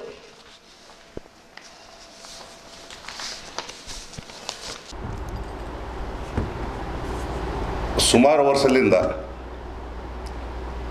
ಹೈದರಾಬಾದ್ ಕರ್ನಾಟಕ ಭಾಗದಲ್ಲಿ ನಮ್ಮ ಜನರ ಮೇಲೆ ಅನ್ಯಾಯ ಆಗ್ತದ. ನಮ್ಮ ಜನ ಮೇಲೆ ಇವತ್ತು ನಮ್ಮ ಮೈನಾರಿಟಿ ಕ್ರಿಶ್ಚಿಯನ್ಸ್ ಜನ ಮೇಲೆ ಭಾಳ ಅನ್ಯಾಯ ಆಗ್ಯದ, ಇನ್ನೂ ಆಗ್ತಾ ಹೊಂಟದ. ಅದಕ್ಕೆ ನಮ್ದೊಂದು ಮನವಿ ಏನದಂದರೆ, ನಮ್ಮ ಭಾರತೀಯ ಅಧ್ಯಕ್ಷರಾದಂಥ ಸನ್ಮಾನ್ಯ ಮಲ್ಲಿಕಾರ್ಜುನ್ ಖರ್ಗೆ ಅವರಿಗೆ ಹಾಗೂ ಸೋನಿಯಾ ಗಾಂಧಿ ಅವರಿಗೆ ಹಾಗೂ ರಾಹುಲ್ ಗಾಂಧಿ ಅವರಿಗೆ ಮತ್ತು ನಮ್ಮ ಕರ್ನಾಟಕದ ಮುಖ್ಯಮಂತ್ರಿ ಆದಂಥ ಸನ್ಮಾನ್ಯ ನಮ್ಮ ಸಿದ್ದರಾಮಯ್ಯನವರಿಗೆ ಮತ್ತು DK ಶಿವಕುಮಾರ್ ಅವರಿಗೆ ಮತ್ತು ನಮ್ಮ ಭಾಗದ ಆದಂಥ ಸನ್ಮಾನ್ಯ ಈಶ್ವರ್ ಖಂಡ್ರೆ ಅವರಿಗೆ, ರಹೀಮ್ ಖಾನ್ ಜಿ ಅವರಿಗೆ ನಮ್ಮ ಒಂದು ಕಳಕಳಿಯಿಂದ ಒಂದು ಮನವಿ ಮಾಡ್ತಿದ್ದೆ ಅವರಿಗೆ, ನಮ್ಮ ಜನ್ಮೆಲ್ಲ ಕರುಣೆ ತೋರಿಸ್ರಿ. ಯಾಕಂದ್ರೆ ಇವತ್ತು ಈ ಪಾರ್ಟಿದಲ್ಲಿ ರಾಜಶೇಖರ ರಾವ್ ಸುಮಾರು ವರ್ಷದಿಂದ SP ರಾಜಶೇಖರ್ ಅವರು ಸುಮಾರು ವರ್ಷದಿಂದ ಸಕ್ರಿಯಾಗಿ ಈ ಪಾರ್ಟಿಯಲ್ಲಿ ಕೆಲಸ ಮಾಡತ್ತಾರ, ಸೀನಿಯರ್ ಆಗಿದ್ದಾರ. ದಯವಿಟ್ಟು ಅವ್ರಿಗೆ ಒಂದು ಅನುಕೂಲ ಮಾಡಿ MLC ಒಂದು ಅನುಕೂಲ ಮಾಡಿಕೊಟ್ರ ನಮ್ಮ ಸಮಾಜಕ್ಕೆ ಒಂದು ಒಳ್ಳೆಯ ಒಂದು ಕೊಡುಗೆ ಸಿಗ್ತದ ನಮ್ಮ ಸಮಾಜ. ಯಾಕಂದ್ರೆ ನಾವು ಯಾವಾಗೂ ಕಾಂಗ್ರೆಸ್ ಪಾರ್ಟಿಗೆ ಬಿಟ್ಟಿಲ್ಲ, ಹಮೇಶ ಕಾಂಗ್ರೆಸ್ ಸಂಘಟನೆ ಇದ್ದೇವೆ ನಾವು. ಯಾಕಂದ್ರೆ ಕೆಲವು ರಾಜಕೀಯ ವ್ಯಕ್ತಿಗಳು ಬರ್ತಾರ, ಕ್ರಿಶ್ಚಿಯನ್ ನಮ್ಮ ಬೆನ್ನೆಲ್ಲ ಅಂತ ಹೇಳ್ತಾರ, ಆದ್ರೆ ನಮ್ಮ ಬೆನ್ನೆಲ್ಲಿನೇ ಮುರಿಲತ್ತಾರ, ಅನ್ನೇ ಆಗ್ಲತ್ತಾರ ಅನ್ನೆಲ್ಲ. ಅದಕ್ಕೆ ದಯವಿಟ್ಟು ತಮ್ಮ ಮಾಧ್ಯಮದಿಂದ ಒಂದು ಕಳಕಲಿಂದ ತಮ್ಮನ್ನು ಬೇಡ್ಕೊಳತ್ತೇವೆ. ಇದು ನಮ್ಮ ಸ್ಟೇಟ್ ಲೆವೆಲ್ ಎಲ್ಲರಿಗೆ ಇದು ಒಂದು ಘೋಷಣೆ ಆಗಬೇಕಂತಂದು ತಾವೆಲ್ಲ ಒಂದು ಪತ್ರಿಕೆ ಮನವಿ ಮಾಡಿ ಎಲ್ಲರಿಗೆ ಇದನ್ನು ತಿಳಿಸ್ಬೇಕಂತಂದು ನಮ್ಮ ಮನವಿ ಇದೆ. ರಾಜಶೇಖರ್ ಅವರು ಪಾಟೀಲ್ ಇವತ್ತು ಯಾವುದೂ ಉದ್ಯೋಗಗಳು ಅವ್ರಿಗೆ ಕೊಟ್ಟಿಲ್ಲ, ದುಡ್ಲೆ ಥರ ಬರೀ ಅಷ್ಟೇ. ಅವರಿಗೆ ಒಂದು ಒಳ್ಳೆಯ ಸ್ನಾನ MLC ಯಾವ್ದು ಕೊಡಬೇಕಂತಂದು ಇವರೆಲ್ಲ ನಮ್ಮ ಸೀನಿಯರ್ ಆದಂಥ ಲೀಡರ್ಸ್ಗಳಿಗೆ ಮತ್ತೊಂದು ವತಿಲಿಂದ, ನಮ್ಮ ಕ್ರಿಶ್ಚಿಯನ್ಸ್ ವತಿಲಿಂದ, ನಮ್ಮ ಸಂಘಟನೆ ವತಿಲಿಂದ ಕಳಕಳಿಯಿಂದ ಮನವಿ ಮಾಡ್ತು. ರಾಜಶೇಖರ್ ಅವರಿಗೆ ಇನ್ನೊಂದು ಸರಿ ಹೇಳತ್ತೆ ನಾನು, ರಾಜಶೇಖರ್ ಅವರಿಗೆ ಅವ್ರ ಕೈ ಹಿಡಿಬೇಕು, ಅವ್ರದ್ದು ಮಜಬೂತು ಮಾಡಬೇಕು. ಅವರಿಗೆ ನಮ್ಮದೆಲ್ಲ ಒಂದು ಆಸೆ ಅದ, ಅವ್ರ ಜೊತೆಗೆ ನಾವು ಇದ್ದೆವು. ನಾವು ಯಾವುದೇ ಪಾರ್ಟಿದಾಗಿರಲಿ ನಮ್ಮ ಸಮಾಜ ವತಿಲಿಂದ ಅವ್ರಿಗೊಂದು ಸ್ಥಾನಮಾನ ಸಿಗ್ಬೇಕಂತ ನಮ್ಮದೊಂದು ಆಸೆ ಅದ. ದಯವಿಟ್ಟು ಇಲ್ಲಿ ಸುಮಾರು ವರ್ಷದಿಂದ ಕಾಂಗ್ರೆಸ್ ಪಕ್ಷಕ್ಕೆ ಕ್ರಿಶ್ಚಿಯನ್ ಅಂದರೆ ಕಾಂಗ್ರೆಸ್ ಅಂದರೆ ಕ್ರಿಶ್ಚಿಯನ್ ಭಾಳ ಸುಮಾರು ವರ್ಷದಿಂದ ಕಾಂಗ್ರೆಸ್ ಪಕ್ಷಕ್ಕೆ ಓಟನ್ನು ಹಾಕ್ತಾ ಬಂದಿದ್ದಾರೆ. ಆದರೆ ಹೈದರಾಬಾದ್ ಕರ್ನಾಟಕದಲ್ಲಿ ಯಾರಿಗೂ MLC ಮಾಡಿಲ್ಲ. ಅದಕ್ಕೋಸ್ಕರ ನಾವು ನಮ್ಮ ಸಂಘಟನೆಯಿಂದ SP ರಾಜಶೇಖರ್ ಶಾಗಂಜ್ ಅವರಿಗೆ MLC ಕೊಡುವಂತೆ ನಾವು ಮನವಿ ಮಾಡಿಕೊಳ್ಳುತ್ತೇವೆ. ನಮ್ಮ ಸಮಾಜದ ಹಿರಿಯ ಮುಖಂಡರಾಗಿದ್ದಾರೆ, ಭಾಳಷ್ಟು ಕಾಂಗ್ರೆಸ್ ಪಕ್ಷದಲ್ಲಿ ಸೇವೆ ಸಲ್ಲಿಸ್ತಾ ಬಂದಿದ್ದಾರೆ ಸುಮಾರು ವರ್ಷದಿಂದ. ಅದಕ್ಕೋಸ್ಕರ ಮತ್ತು ನಮ್ಮ ಕ್ರಿಶ್ಚಿಯನ್ ಪಾಪ್ಯುಲೇಷನ್ 10 ಲಕ್ಷ ಜನರು ಇದ್ದಾರೆ. ಹೈದರಾಬಾದ್ ಕರ್ನಾಟಕ, ಗುಲ್ಬರ್ಗ, ಬೀದರ್, ರಾಯಚೂರು ಮತ್ತು ಭಾಳಷ್ಟು ರಾಜಶೇಖರ್ ಅವರು ಸೇವೆ ಸಲ್ಲಿಸ್ತಾ ಬಂದ್ದಾರೆ. ಅದಕ್ಕೋಸ್ಕರ ಅವರಿಗೆ ನಮ್ಮ ಕಾಂಗ್ರೆಸ್ ಪಕ್ಷದ ಎಲ್ಲ ಮುಖಂಡರಿಗೆ, DK ಶಿವಕುಮಾರ್ ಅವರಿಗೆ ಹಾಗೂ ಸಿದ್ದರಾಮಯ್ಯ ಅವರಿಗೆ, ಮುಖ್ಯಮಂತ್ರಿ ಅವರಿಗೆ, ಎಲ್ಲರಿಗೆ ಇಲ್ಲಿರುವಂಥ ಈಶ್ವರ್ ಖಂಡ್ರೆ ಸಾಬ್ ಇನ್ಚಾರ್ಜ್ ಮಿನಿಸ್ಟರ್ ಹಾಗೂ ರಹೀಮ್ ಖಾನ್ ಮಿನಿಸ್ಟರ್ ಸಾಬರು ಎಲ್ಲರಿಗೆ ನಾನು ಮನವಿ ಮಾಡಿಕೊಳ್ಳುತ್ತೇನೆ. ದಯಮಾಡಿ ಅನ್ನೋದು ನಮ್ಮ ಕ್ರಿಶ್ಚಿಯನ್ ಸಮಾಜಕ್ಕೆ ಒಂದು MLC ಕೊಟ್ಟರೆ ಮುಂದೆ ಬರುವ ಯಾವುದೇ ಚುನಾವಣೆಯಲ್ಲಿ ಒಂದು ಭಾಳ ಬಲವಾಗಿ ನಿಂತಿರ್ತಾರೆ ಅಂತ ತಿಳಿಸೋನಾಗಿರ್ತಾರೆ ಕ್ರಿಶ್ಚಿಯನ್ ಸಮಾಜ. ಯಾಕಂದರೆ MLC ಯಾರಿಗೆ ಕೊಟ್ಟಿಲ್ಲ ಕ್ರಿಶ್ಚಿಯನ್ ಇದರಲ್ಲಿ. ಭಾಳಷ್ಟು ಎಲ್ಲ ಜನರು ಬೇರೆ ಬೇರೆ ಪೋಸ್ಟ್ಗಳು ಕೊಟ್ಟಿದ್ದಾರೆ, ಆದರೆ MLC ಮಾತ್ರ ಕೊಟ್ಟಿಲ್ಲ. ಎಲ್ಲ ಚಿಕ್ಕ ಪುಟ್ಟು ದೊಡ್ಡ ಯಾವುದು ಕೊಟ್ಟಿರ್ಬೋದು. ಮತ್ತು ಈ ಮುಂದೆ ಬರೋ ಚುನಾವಣೆಯಲ್ಲಿ ಜಿಲ್ಲಾ ಪಂಚಾಯತ್, ತಾಲೂಕು ಪಂಚಾಯತ್ದಲ್ಲಿ ಭಾಳಾಗಿ ನಾವು ಜೋರಾಗಿ ಕೆಲಸ ಮಾಡ್ತೇವೆ. ಅನೇಕರು ರಾಜಕಾರಣಿಗಳು ಬರ್ತಾರೆ, ನಾವು ನಿಮ್ಮ ಬೆನ್ನೆಲುಬಿದ್ದೆವು, ನಾವು ನಿಮಗೆ ಸಹಕಾರ ಮಾಡ್ತೇವೆ, ನಾವು ನಿಮ್ಮ ಜೊತೆಯಲ್ಲಿದ್ದೆವು, ನಾವು ನಿಮಗೆ ಪ್ರತಿಯೊಂದು ಮಾನ್ಯತೆ ನಾವು ನಿಮಗೆ ಕೊಡ್ತೇವೆ ಅಂತ ಹೇಳ್ತಾರೆ. ಒಬ್ಬರು ಬಂದು ಇನ್ನೂವರೆಗೆ ನಮಗೆ ಕ್ರಿಶ್ಚಿಯನ್ಸ್ದವ್ರಿಗೆ ಇವರು ಈ ರೀತಿಯಿಂದ ಸಪೋರ್ಟ್ಸ್ ನಾವು ಕೊಡರಿ ಅಂತ ಒಬ್ಬರ ಹತ್ರ ಇಲ್ಲ. ಓಟಿಗಾಗಿ ಬರ್ತಾರೆ, ಓಟ್ ತೊಗೊಂಬೋದು, ಓಟಿನ ಟೈಮ್ನಲ್ಲಿ ನಮ್ಮ ಹೆಗಲ ಮೇಲೆ ಕೈ ಹಾಕಿ ಒಂದು ಫೋಟೋ ಇಡಿಸ್ಕೊಂಡ್ರೆ ಸಾಕು. ಅವ್ರಿಗೆ ನಾವು ಭಾಳ ದೊಡ್ಡದು ವ್ಯಕ್ತಿ ಆದೇವು ನಾವು ಅವ್ರ ನಜರದಲ್ಲಿ. ಇಲ್ಲಿವರೆಗೆ ಇವರು ನಮ್ಮ ಸಲುವಾಗಿ ದುಡ್ದಾರ, ನಾವು ಏನಾರ ಕೊಡ್ಬೇಕು, ಏನಾರ ಮಾಡ್ಬೇಕಂತೇಳಿ ಒಬ್ಬರ ಹತ್ರ ಬಂದಿಲ್ಲ. ಆದರೆ ಈ ಟೈಮಾಗಿ ಇವಾಗ ಸಮಯ ಬಂದಿದೆ. ನಾವು ಹೈದರಾಬಾದ್ ಕರ್ನಾಟಕದಾಗ ಅನೇಕ ದಿವಸಗಳಿಂದ ಏನು ಸಿಗ್ಲಾರಂಥ ಮನುಷ್ಯಗೆ ಇವಾಗ ನಾವು MLC ಆಗಿ ನಾವು SP ರಾಜಶೇಖರ್ ಅವರಿಗೆ ನಾವು ಆಯ್ಕೆ ಮಾಡಬೇಕು. ದಯಮಾಡಿ ಅವ್ರ ಸಮಾಜ ಸಲುವಾಗಿ ಅನೇಕ ಕಾರ್ಯಗಳನ್ನು ಮಾಡಿದ್ದಾರೆ. ಪ್ರತಿಯೊಂದು ಕ್ರಿಶ್ಚಿಯನ್ಸ್ ಮಿಷನರಿ ಜಾತ್ರೆಗಳಲ್ಲಿ ಅವ್ರ ಸಹಕಾರ ಇರುತ್ತೆ. ಅನೇಕ ರೀತಿಯಿಂದ ಸಮಾಜದಲ್ಲಿ ಎಲ್ಲಿ ಹೋದರೂ ಯಾವ ರೀತಿಯಿಂದ ಸಮಸ್ಯೆ ಇದ್ದರೂ ಅವ್ರು ಹೋಗ್ತಾರೆ, ಗ್ರೌಂಡ್ ಲೆವೆಲ್ ಕೆಲಸ ಮಾಡ್ತಾರೆ, ಸಮಾಜಕ್ಕಾಗಿ ದುಡಿತಾರೆ. ದಯಮಾಡಿ ಅವರಿಗೆ ಆಯ್ಕೆ ಮಾಡಬೇಕು. ನಮ್ಮ ಜನಕ್ಕೆ ಯಾವಾಗಲೂ ತುಳ್ಕೋತ ಬಂದರು. ಓಟಿಗಾಗಿ ರಾತ್ರಿ ಬೇಡ ಬಂದು ದುಡಿದು ಇವರು ಕೆಲಸ ಮಾಡ್ತಾರೆ, ಮನೆ ಮನೆಗೆ ಹೋಗಿ ಓಟ್ಸ್ಗಳು ಇವ್ರು ತರ್ತಾರೆ. ನಮ್ಮ ಓಟ್ಸ್ ಇಲ್ದ್ರೆ ನೀವು ಯಾರಿಗೆ ಅದಲ್ಲ ಸಾಧ್ಯನೇ ಇಲ್ಲ. ನಮ್ಮ ಸಮಾಜದ ಓಟ್ ಆಗಾರೆ ನಿಮಗೆ ಬೀಳಿಲ್ಲ, ಕ್ರಿಶ್ಚಿಯನ್ ಸಮಾಜದ ಓಟ್ಗಳು ನಿಮಗೆ ಬೀಳಿಲ್ಲ ಅಂದ್ರೆ ನೀವು ಗೆದಿಲಕ್ಕೆ ಅಸಾಧ್ಯ. ಎಲ್ಲ MLA ಎಲ್ಲ ಸಚಿವರು ಸಮಯ ಬಂದಾಗ ಚರ್ಚೆಯಲ್ಲಿ ಬಂದು ಎಲ್ಲ ಪ್ರಮಾಣ ಮಾಡಿ ಹೋಗ್ತೀರಿ. ಆ ಪ್ರಮಾಣ ಪ್ರಕಾರ ನೀವು ನಡ್ಕೊಂಡು ಹೋದ್ರೆ ನಿಮ್ಮಲ್ಲಿ ಭಾಳ ನಾವು ವಂದನೆಗಳು ಹೇಳ್ತೇವೆ, ನಾವು ಚಿರುಣೆ ಆಗ್ತೇವೆ. ಅದಕ್ಕೆ ದಯಮಾಡಿ ಮುಂದೆ ಬರುವಂಥ ಈ MLC ಇದರಲ್ಲಿ ನಮ್ಮ SP ರಾಜಶೇಖರ್ ಅವ್ರಿಗೆ ಕೊಡಬೇಕೆಂದು ಹೈದರಾಬಾದ್ ಕರ್ನಾಟಕದಿಂದ ನಾವು ಮನವಿ ಕಳಕಳಿ ಮಾಡಿಕೊಡ್ತಲ್ಲಿದ್ದೇವೆ. ದಯಮಾಡಿ ಇದು ಕಡೆಗಣಿಸಬೇಡ್ರಿ. ನೀವು ಕಡೆಗಣಿಸಿದ್ರೆ ನಾವು ಭೀ ಕಡೆಗಣಿಸ್ಬೇಕಾಗ್ತದೆ. ಮೇ 3ರಂದು ಕಲಬುರಗಿ ವಿಭಾಗದ ಶಾಲಾ ಶಿಕ್ಷಣ ಇಲಾಖೆ ಹೊರಡಿಸಿದ ಆದೇಶದಲ್ಲಿ ಆರಂಭಿಕ 4ರ ಆರೈಕೆ ಮತ್ತು ECCE ಶಿಕ್ಷಣವನ್ನು ಪ್ರಾರಂಭಿಸಲು ಹೊರಡಿಸಿರುವ ಸುತ್ತೋಲೆಯನ್ನು ಕೂಡಲೇ ವಾಪಸ್ ಪಡೆಯಲೇಬೇಕು.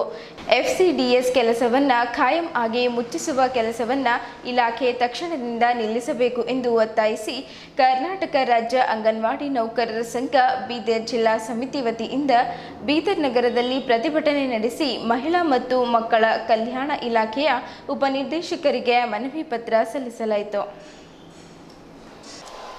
1974ರ ರಾಷ್ಟ್ರೀಯ ಮಕ್ಕಳ ಶಿಕ್ಷಣ ನೀತಿಯ ಭಾಗವಾಗಿ ಮತ್ತು ಲೀಗ್ ಆಫ್ ನೇಷನ್ನ ರಾಷ್ಟ್ರಗಳು ಪ್ರಾರಂಭಿಸಿದ ಯುನಿಸೆಫ್ ಸಂಸ್ಥೆಯ ಮುಖಾಂತರ 6 ವರ್ಷದ ಮಕ್ಕಳು ದೇಶದ ಸಂಪತ್ತು ಮಾತ್ರವಲ್ಲದೆ ಸಮಾಜದ ಪುನರುತ್ಪಾದನೆ ಎಂದು ಘೋಷಿಸಿ 1975ರಲ್ಲಿ ICDS ಅನ್ನು ಭಾರತದಲ್ಲಿ ಪ್ರಾರಂಭಿಸಲಾಗಿದೆ. ಈ ಯೋಜನೆ ಪ್ರಾರಂಭವಾದ ಮೇಲೆ ಭಾರತದ ಮಕ್ಕಳ ಮರಣ ಪ್ರಮಾಣ ಕಡಿಮೆಯಾಗಿ ಅಪೌಷ್ಟಿಕತೆಯ ವಿರುದ್ಧ ನಿರಂತರವಾಗಿ ಸೆಣಸಾಡಿ ದೇಶದ ಅಭಿವೃದ್ಧಿಗೆ ಸಹಕಾರಿಯಾಗಿದೆ. ಮಾರ್ಗದರ್ಶಿಯಲ್ಲಿ ಪೂರ್ವ ಪ್ರಾಥಮಿಕ ಶಿಕ್ಷಣವನ್ನು ಕೊಡಬೇಕೆಂದು ಸ್ಪಷ್ಟಪಡಿಸಿದೆ. ಆದರೆ ಸರ್ಕಾರದ ಇಬ್ಬಗೆಯ ನೀತಿಗಳಿಂದ ಮತ್ತು ಹೆಚ್ಚುವರಿ ಕೆಲಸಗಳನ್ನು ಕೊಟ್ಟಿದ್ದರಿಂದ ಹೀಗೆ ಹೆಚ್ಚಿನ ಆದ್ಯತೆ ಸಿಗಲಿಲ್ಲ. 1990ರಲ್ಲಿ ವಿಶ್ವಸಂಸ್ಥೆ ಎಲ್ಲರಿಗೂ ಶಿಕ್ಷಣ ಎಂಬುದನ್ನು ಘೋಷಿಸಿದ ನಂತರ ಹಲವು ಚರ್ಚೆಗಳ ನಂತರ ಮತ್ತು ಬದಲಾಗುತ್ತಿರುವ ಸಮಾಜದಲ್ಲಿ ಇಂದು ಶಿಕ್ಷಣ ಆದ್ಯತೆಯ ವಿಷಯವಾಗಿ ಬರುತ್ತಿದೆ.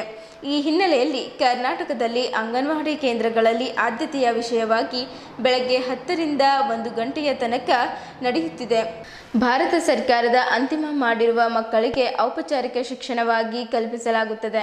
ಕಲಬುರಗಿ ವಿಭಾಗದ ಆಯುಕ್ತರು 13/5/2024ರಂದು ಕಲ್ಯಾಣ ಕರ್ನಾಟಕಕ್ಕೆ ಬರುವ 8 ಜಿಲ್ಲೆಗಳಾದ ಬಳ್ಳಾರಿ, ವಿಜಯನಗರ, ಕೊಪ್ಪಳ, ರಾಯಚೂರು, ಯಾದಗಿರಿ, ಗುಲ್ಬರ್ಗ ಮತ್ತು ಬೀದರ್ ಜಿಲ್ಲೆಗಳ 39 ತಾಲೂಕುಗಳಲ್ಲಿ 1170 ಅಂದರೆ ಒಂದು ತಾಲೂಕಿಗೆ 30 ಪ್ರಾಥಮಿಕ ಶಾಲೆಗಳಲ್ಲಿ ಆರಂಭಿಕ ಬಾಲ್ಯದ ಆರೈಕೆ ಮತ್ತು ಶಿಕ್ಷಣವನ್ನು ಪ್ರಾರಂಭಿಸಲು ಏಕಮುಖಿ ಆದೇಶಿಸಲಾಗಿದೆ. ಈ ಸಂದರ್ಭದಲ್ಲಿ ಬೀದರ್ ಜಿಲ್ಲಾ ಅಂಗನವಾಡಿ ಸಂಘಟನೆಯ ಅಧ್ಯಕ್ಷರಾದ ಸುಶೀಲಾ ಹತ್ತಿ, ಪ್ರಧಾನ ಕಾರ್ಯದರ್ಶಿ ಜಯಶ್ರೀ ಮುಂಡೋಳೆ, ಖಜಾಂಚಿ ಶಾಂತಾ ನಾಗೂರೆ, ಶ್ರೀದೇವಿ ಚೂಡೆ, ಉಷಾ ಗುತ್ತೇದಾರ್, ಶಕುಂತಲಾ ಸೋನಿ ಇದ್ದರು. ಮೇ 13ರಂದು ಇಡೀ ಗುಲ್ಬರ್ಗದ ಒಂದು ಆಯುಕ್ತ ಕಚೇರಿಯಿಂದ ಅಂಗನವಾಡಿ ಕೇಂದ್ರಗಳನ್ನು ಪುನಃ ಒಂದು ECC ಎಂದರೆ ಅಗ್ರಿ ಚೈಲ್ಡ್ ಎಜುಕೇಷನ್ ಪೂರ್ವ ಪ್ರಾಥಮಿಕ ಬಾಲ್ಯದ ಆರೈಕೆ ಈಗಾಗಲೇ ಸರ್ಕಾರ ಮಹಿಳಾ ಮತ್ತು ಮಕ್ಕಳ ಕಲ್ಯಾಣ ಇಲಾಖೆಗೆ ಒಪ್ಪಿಸಿದೆ. 1974ರಲ್ಲಿ 0ರಿಂದ 6 ವರ್ಷದ ಮಕ್ಕಳನ್ನು ಯಾವ ರೀತಿ ನೋಡಿಕೊಳ್ಳಬೇಕೆಂಬುದು ಒಂದು ಎನ್ನುವ ಪಾಲಿಸಿ ಅಥವಾ ದೃಢ ನಿರ್ಧಾರ ಇರಲಿಲ್ಲ. ಆದರೆ 1975ರಲ್ಲಿ ಯುನಿಸೆಫ್ ಮುಖಾಂತರ ಅಂಗನವಾಡಿ ಕೇಂದ್ರಗಳು ಪ್ರಾರಂಭ ಮಾಡಿ ಮಕ್ಕಳು ದೇಶದ ಸಂಪತ್ತು ಅಥವಾ ಸಮಾಜದ ಉತ್ಪಾದನೆ ಎಂದು ಸರ್ಕಾರ ಘೋಷಿಸಿದೆ. ಈ ಯೋಜನೆ ಪ್ರಾರಂಭವಾದ ಮೇಲೆ ಮಕ್ಕಳ ಮರಣ ಪ್ರಮಾಣ ಕಡಿಮೆ, ಅಪೌಷ್ಟಿಕತೆ ವಿರುದ್ಧ ಮತ್ತು ಮಕ್ಕಳ ಅಂಗವಿಕಲತೆಗಳನ್ನು ಹುಟ್ಟುವುದು ICDS ಮಾರ್ಗದಂತೆ ಪೂರ್ವ ಪ್ರಾಥಮಿಕ ಶಾಲಾ ಶಿಕ್ಷಣ ಸ್ಪಷ್ಟವಾಗಿ ಸರ್ಕಾರ ಆದೇಶಿಸಿದೆ. 1990ರಲ್ಲಿ ವಿಶ್ವಸಂಸ್ಥೆ ಎಲ್ಲರಿಗೂ ಶಿಕ್ಷಣ ಎಂಬುದನ್ನು ಘೋಷಿಸಿದೆ. ಈಗಾಗಲೇ 10 ರಿಂದ 1 ಗಂಟೆಯವರೆಗೆ ಶಾಲಾ ಪೂರ್ವ ಶಿಕ್ಷಣ ನೀಡಬೇಕೆಂದು ಸರ್ಕಾರ ಆದೇಶಿಸಿದೆ.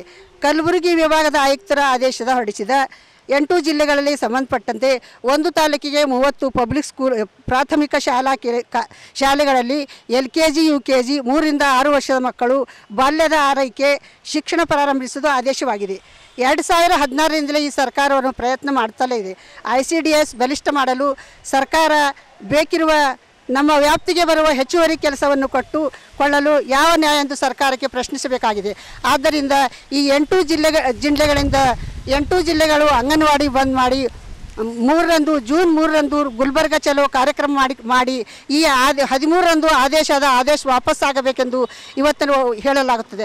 ಅದೇ ರೀತಿಯಾಗಿ 8 ಜಿಲ್ಲೆಗಳಲ್ಲಿ ಅಂಗನವಾಡಿ ಕೇಂದ್ರಗಳನ್ನು ಬಂದ್ ಮಾಡಿ ಗುಲ್ಬರ್ಗ ಆಯುಕ್ತರ ಕಚೇರಿಗೆ 3ರಂದು ಬೆಳಗ್ಗೆ 10 ಗಂಟೆಗೆ ನಾವೆಲ್ಲರೂ ಹಾಜರಾಗುತ್ತೆ. ಈ ವಾಪಸ್ ಆದೇಶ ಆಗದಿದ್ದರೆ ಅದೇ ರೀತಿಯಾಗಿ ಒಂದು ರಾಜ್ಯ ಮಟ್ಟದ ಉಗ್ರ ಹೋರಾಟ ಸಹ ಹಾಕಿಕೊಳ್ಳಲಾಗುತ್ತದೆ ಎಂದು ಹೇಳುತ್ತೇನೆ.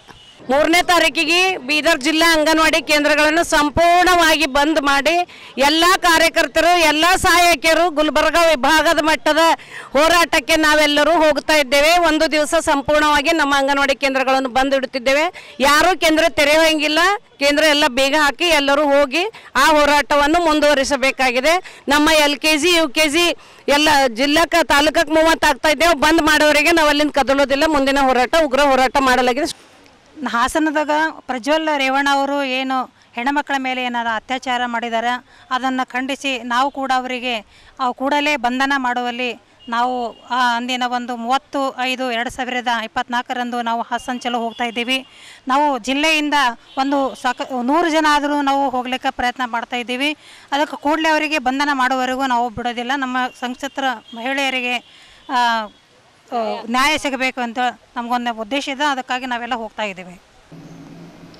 ಬೀದರ್ ನಗರದ ಜೆಸ್ಕಾಂ ಕಚೇರಿಯಲ್ಲಿ ವಿದ್ಯುತ್ ಪರಿವರ್ತಕ ಟ್ರಾನ್ಸ್ಫರ್ ದುರಸ್ತಿ ಕೇಂದ್ರದಲ್ಲಿ ರವಿವಾರ ಬೆಳಗ್ಗೆ ಸಂಭವಿಸಿದ ಅಗ್ನಿ ಅವಘಡದಲ್ಲಿ ಅಪಾರ ಪ್ರಮಾಣದಲ್ಲಿ ಹಾನಿಯಾಗಿದೆ. ಸ್ಟೋರ್ರೂಮ್ನಲ್ಲಿರುವ ಸುಮಾರು 50 TC ವಿದ್ಯುತ್ ಪರಿವರ್ತಕ ಟ್ರಾನ್ಸ್ಫರ್ಗಳು ಸುಟ್ಟು ಹೋಗಿದ್ದರಿಂದ ಲಕ್ಷಾಂತರ ರೂಪಾಯಿ ಮೌಲ್ಯದ ಸಾಮಗ್ರಿಗಳು ಹಾನಿಯಾಗಿದೆ ಎಂದು ಜೆಸ್ಕಾಂ ಇಲಾಖೆಯವರು ಅಂದಾಜು ಮಾಡಿದ್ದಾರೆ ಎಂದು ವರದಿಯಾಗಿದೆ.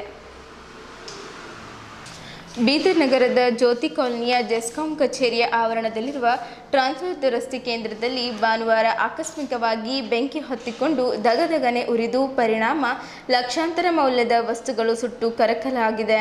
ಸಾರ್ವಜನಿಕ ಸ್ಥಳಗಳು, ರೈತರ ಗದ್ದೆಗಳಲ್ಲಿ ಕೆಟ್ಟು ಹೋದ ಟ್ರಾನ್ಸ್ಫರ್ಗಳನ್ನು ಕೇಂದ್ರದಲ್ಲಿ ದುರಸ್ತಿ ಮಾಡಲಾಗುತ್ತದೆ.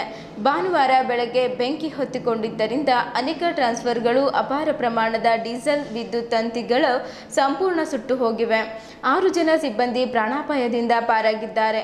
ಬೆಂಕಿಯ ಕೆನಾಲ್ಗೆ ಟ್ರಾನ್ಸ್ಫರ್ ದುರಸ್ತಿ ಕೇಂದ್ರದಿಂದ ಇತರೆ ಕಚೇರಿಗಳಿಗೂ ವ್ಯಾಪಿಸಿಕೊಂಡಿತ್ತು. ಹಳೆಯ ಜೀಪ್ನೊಂದಿಗೆ ಬೆಂಕಿಗೆ ಸಂಪೂರ್ಣ ಸುಟ್ಟು ಹೋಗಿದೆ. ಅಲ್ಲಿಯೇ ನಿಲ್ಲಿಸಿದ್ದ ಜೆಸ್ಕಾಂ ಅಧಿಕಾರಿಗಳ ಹಲವು ಕಾರುಗಳಿಗೆ ಇನ್ನೇನು ಬೆಂಕಿ ಆವರಿಸಿಕೊಳ್ಳಲಿದೆ ಎನ್ನುವಷ್ಟರಲ್ಲಿ ಅಗ್ನಿಶಾಮಕದ ದಳ ಸಿಬ್ಬಂದಿ ನಂದಿಸಿದ್ದರು. ಇದರಿಂದ ಹೆಚ್ಚಿನ ಹಾನಿ ತಪ್ಪಿಸಿತ್ತು. ಅಪಾರ ಪ್ರಮಾಣದ ಬೆಂಕಿ, ದಟ್ಟು ಹೊಗೆ ಎಲ್ಲೆಡೆ ಆವರಿಸಿಕೊಂಡಿದ್ದರಿಂದ ಸುತ್ತಮುತ್ತಲಿನ ಜನ ಅಲ್ಲಿಗೆ ದೌಡಾಯಿಸಿದ್ದರು. ಜನರನ್ನು ನಿಯಂತ್ರಿಸಲು ಸಿಬ್ಬಂದಿ ಪರದಾಡಿದರು.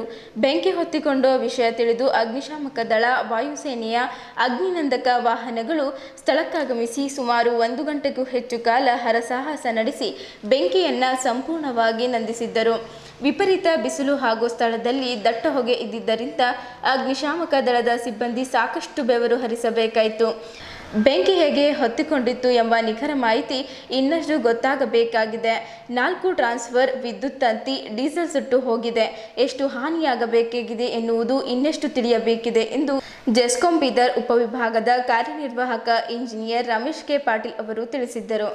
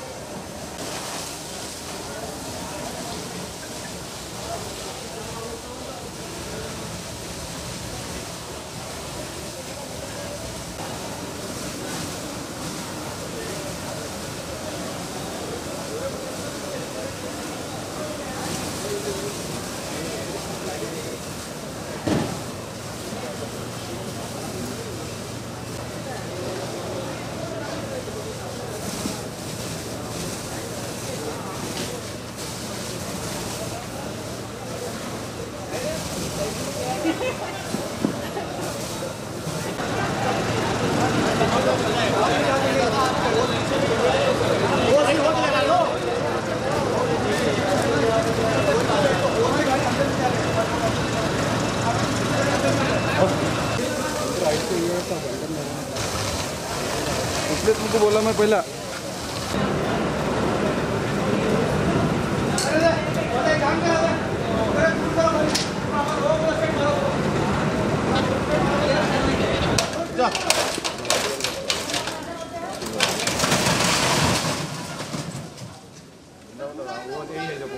ಅದೇ ನೋಡಿ ಕಟ್ಟಿ ಇದು ಅಂದ್ರೆ ಮೇನು ಇದರಲ್ಲಿ ಇರ್ತಾರೆ.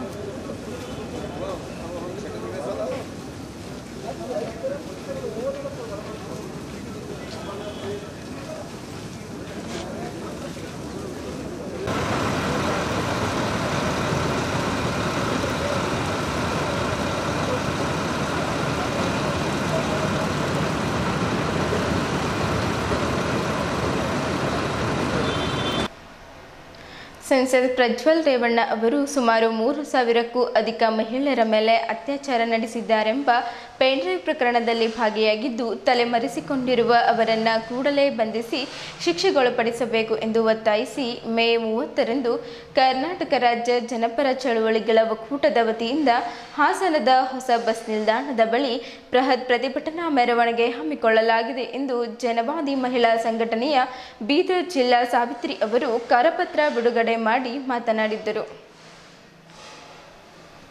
ಅಖಿಲ ಭಾರತೀಯ ಜನವಾದಿ ಮಹಿಳಾ ಸಂಘಟನೆಯ ಸಾವಿತ್ರಿ ಅವರು ಮಾತನಾಡುತ್ತಾ ಪ್ರಜ್ವಲ್ ರೇವಣ್ಣನವರು ಮಹಿಳೆಯರ ಮೇಲೆ ನಡೆಸಿರುವ ದೌರ್ಜನ್ಯವನ್ನು ಖಂಡಿಸಿ ಮೇ 30ರಂದು ಹಾಸನದಲ್ಲಿ ಬೃಹತ್ ಪ್ರತಿಭಟನಾ ಮೆರವಣಿಗೆ ಹಮ್ಮಿಕೊಳ್ಳಲಾಗಿದೆ ಎಂದು ಹೇಳಿದ್ದರು. ಈ ಸಂದರ್ಭದಲ್ಲಿ ರೇಷಮಾ ಹಂಸರಾಜ್, ಸಾವಿತ್ರಿ ಚಿಕ್ಮಠ್, ಕಲಾವತಿ ಕಾಡ್ಬಾದ್ ಸೇರಿದಂತೆ ಅಖಿಲ ಭಾರತೀಯ ಜನವಾದಿ ಮಹಿಳಾ ಸಂಘಟನೆಯ ಪದಾಧಿಕಾರಿಗಳು ಇದ್ದರು. ಪ್ರಜ್ವಲ್ ರೇವಣ್ಣ ಅವ್ರದ್ದು ಪ್ರಕರಣ ಸಲುವಾಗಿ ನಾವು ಇವತ್ತಿನ ದಿನ ಇಲ್ಲಿ ನಾವು ಇದೇನಂದ್ರೆ ನಾವು ಹಾಸನ್ ಚಲೋ ಅಂತ ನಾವು ಹೊರಟಿದ್ದೀವಿ. ಹಾಸನದಲ್ಲಿ ಸುಮಾರು 2,900 ಮಹಿಳೆಯರ ಮೇಲೆ ಅತ್ಯಾಚಾರ ದೌರ್ಜನ್ಯ ಪ್ರಕರಣದ ಇವತ್ತಿನ ದಿನ ಪ್ರಜ್ವಲ್ ರೇವಣ್ಣ 2,900 ಪ್ರಕರಣ ಮಹಿಳೆಯರ ಮೇಲೆ ಅತ್ಯಾಚಾರ ಪ್ರಕರಣದ ಇದು ಸುಮಾರು 2-3 ವರ್ಷದಿಂದ ನಡೆದ್ರೂ ಸರ್ಕಾರ ತನ್ನ ಕಿವಿ ಮೇಲೆ ಹಾಕ್ಕೊಳ್ಳಾರ್ದೆ ಕೇಂದ್ರ ಸರ್ಕಾರದಿಂದ ಮೊನ್ನೆ ಎಲೆಕ್ಷನ್ ಅದು ಮೋದಿಯವ್ರು ಏನು ಮಾಡಿದ್ರು ಅಂತಂದ್ರೆ ಪ್ರಜ್ವಲ್ ಅವರಿಗೆ ಓಟ್ ಹಾಕಿದ್ರೆ ನಮ್ಮದು ಪಕ್ಷ ಮಜಬೂತ್ ಆಗ್ತದೆ ಅಂತ ಹೇಳಿದ್ರು. ಯಾಕೆ ಗೊತ್ತಿದ್ದ ಮೇಲೂ ಅವರು ಇದ್ರ ಮೇಲೆ ಒಂದು ಪರದೆ ಹಾಕಿ ತಮ್ಮ ಸ್ವಾರ್ಥ ರಾಜಕಾರಣ ಮಾಡ್ಲಿಕ್ಕೆ ಹೊಂಟರು. ಭಾಷಣದಾಗ ಏನು ಹೇಳ್ತಾರೆ, ಬೇಟಿ ಬಚಾವ್ ಬೇಟಿ ಬಡಾವ್ ಅಂತ ಹೇಳ್ತಾರೆ. ಇಷ್ಟು ಗೊತ್ತಿದ್ದ ಮೇಲೆ ಭೀ ಅವರು ಯಾವಾಗ ಹಿಂಗೆ ಹೇಳ್ತಾರೆ ಅಂತಂದ್ಮೇಲೆ ಅವ್ರ ಭಾಷಣದಾಗ ಏನು ಉಳಿತು? ಇಂಥ ಪ್ರಧಾನಮಂತ್ರಿ ಇವತ್ತು ನಮ್ಮ ದೇಶಕ್ಕೆ ಬೇಕೇನು? ಇನ್ನೊಂದು ಮಾತೇನಂತಂದ್ರೆ ಹಾಸನದಲ್ಲಿ ಇಡೀ ಅವ್ರದ್ದೊಂದು ಗೂಂಡಾಗಿರಿ ನಡೆದದು. ಯಾರೂ ಕೇಳೋರಿಲ್ಲ. ಚಿತ್ರನಟಿ ಆಗಲಿ, ಆಫೀಸರ್ಸ್ ಆಗಲಿ, ಸಣ್ಣ ಸಣ್ಣ ಯುವತಿಯರಾಗಲಿ, ಒಂದು ಕೆಲಸ ಮಾಡ್ತಕ್ಕಂಥ ಒಂದು 60 ವರ್ಷದ ವೃದ್ಧೆ ಮೇಲೆ ಸಹಿತ ಅತ್ಯಾಚಾರ ಮಾಡ್ಲತ್ತಂತಂದ್ಮೇಲೆ ಎಷ್ಟು ಮಾನವೀಯತೆ ಇಲ್ಲದಂಥ ಈ ವ್ಯಕ್ತಿ. ಹಾಗಾಗಿ ನಾವೇನು ಹೇಳ್ತೇವಂದ್ರೆ ಇವತ್ತಿನ ದಿವಸ ಎಲ್ಲೇ ಇರಲಿ ಈ ಸರ್ಕಾರ ಅವನಿಗೆ ಹೋಗ್ಲಿಕ್ಕೆ ಯಾಕೆ ಬಿಡ್ತು? ಏನು ಮಾಡ್ಲತ್ತಿರು? ಹೋಗಿದ ಮೇಲೆ ಹೋದ್ನು ಅಂತ ಹೇಳ್ತಾರೆ. ಇನ್ನು ಬಾ ಅಂದ್ರೆ ಬರ್ಲಕ್ಕವೇನು ಅತಿಥಿ ಏನ್ರಿ? ಇಂಥ ಅವರು ಯಾವ ರಾಷ್ಟ್ರದಾಗೂ ಇರಲಿ ಮೊದಲು ಎಲ್ಲಿದ್ದಲ್ಲಿಂದ ತಂದು ಅರೆಸ್ಟ್ ಮಾಡಬೇಕು, ಕಾನೂನು ಕ್ರಮವಾಗಿ ಕಠಿಣ ಶಿಕ್ಷೆ ತಗೋಬೇಕು. ಅವನಿಗೆ ಇನ್ನೊಂದು ಏನು ಮಾಡಬೇಕಂದ್ರೆ ಅವನದು ಅಕೌಂಟ್ ಬಂದ್ ಮಾಡಿ ಹಾಕಬೇಕು. ಆಮೇಲೆ ಈ ಅತ್ಯಾಚಾರ ಆದಂಥ ಈ ಸಂತ್ರಸ್ತ ಮಹಿಳೆಯರಿಗೆ ಏನಂದ್ರೆ ನಮ್ಮ ಸರ್ಕಾರ ಅವ್ರಿಗೆ ಎಲ್ಲ ರೀತಿಯಿಂದ ಭದ್ರತೆ ಕೊಡಬೇಕು, ಅವ್ರ ಗೌಪ್ಯತೆ ಕಾಪಾಡಬೇಕು, ಬಹಿರಂಗವಾಗಿ ಅವರಿಗೆ ಪರಿಹಾರನೂ ಕೊಡಬೇಕು. ಆಮೇಲೆ ಅವ್ರದ್ದು ಮುಂದಿನ ಭವಿಷ್ಯಕ್ಕೆ ಅವರೆಲ್ಲ ಮಾತಿಲಿ ಮಾಡಿಕೊಡ್ಬೇಕಂತ ನಮ್ಮ ಸಂಘಟನೆ ಇದು ಬೇಡಿಕೆ ಅದ.